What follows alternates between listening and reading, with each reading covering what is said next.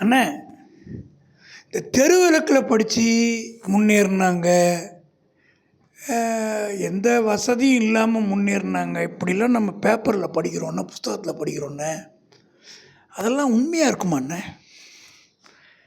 கோவாலு என் சொந்தக்காரர் பையன், நான் இருந்த அதே தெருவில் தான் இருந்தான்.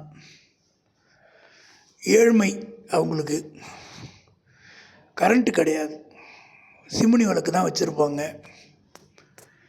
அவனுக்கு புத்தகம் வாங்கி தர மாட்டாங்க. என் கிளாஸ்மேட்டு தான் அந்த பையன்.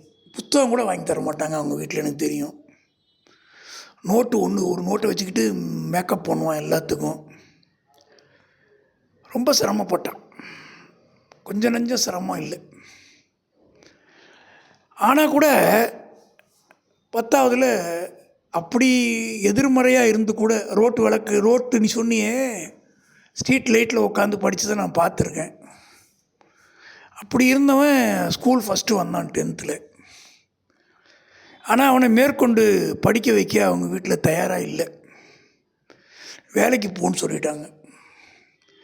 சென்னைக்கு வந்து ஒரு ஜெராக்ஸ் கடையில் வேலை செஞ்சுக்கிட்டு மாதம் 50 ரூபாயோ 75 ரூபாயோ சம்பளம்.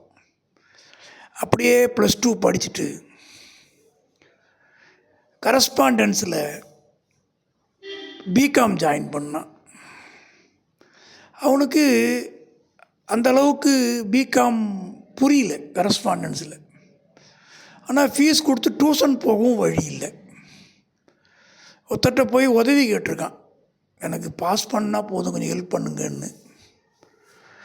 அவர் ராத்திரி 3 மணிக்கு வா, ராத்திரி 12 மணிக்கு வா, காலைல 4 மணிக்கு வான்னுவார். அவர் சொல்கிற நேரம்லாம் ஓடிருக்கான். அப்படிலாம் ஓடி அந்த பிகாமை பாஸ் பண்ணான். இந்த பிகாம் பாஸ் பண்ணும்போதே ஷார்ட் ஹேண்ட் பாஸ் பண்ணிட்டான். எங்கே டைப்ரைட்டிங் இன்ஸ்டியூட்டில் வேலை செஞ்சுக்கிட்டே அங்கேயே டைப்ரைட்டிங் கற்றுக்கிட்டு ஷார்ட் ஹேண்டும் பாஸ் பண்ணி கவர்மெண்ட் எக்ஸாம் எழுதி டெல்லியில் போய் வேலைக்கு சேர்ந்தான். இதெல்லாம் ஒரு இன்ஸ்பிரேஷன். ஒருத்தங்க ஒரு சாதகமான சூழ்நிலை இல்லாதப்ப எதிர்நீச்சல் அடிக்கிறதுக்கு ஒரு உதாரணம். சென்ட்ரல் கவர்மெண்ட் ஜாபில் போய் வேலைக்கு சேர்ந்து அங்கே அந்த வேலையை ரிசைன் பண்ணி ஒரு பெரிய மல்டிநேஷ்னல் கம்பெனியில் ஜாயின் பண்ணி கடைசியில் சென்னையில் ஒரு பெரிய கம்பெனியில் டைரக்டராக இருந்து ரிட்டையர் ஆகிருக்கான். அதனால் மாணவர்கள் வந்து எனக்கு சூழ்நிலை சரியில்லைன்னு சொல்கிறதெல்லாம் தவறு. வெற்றி பெறணுன்னா உழைக்கணும், அது ஒன்று தான் மந்திரம். சரி, நான் வச்சிடுறேண்ணே.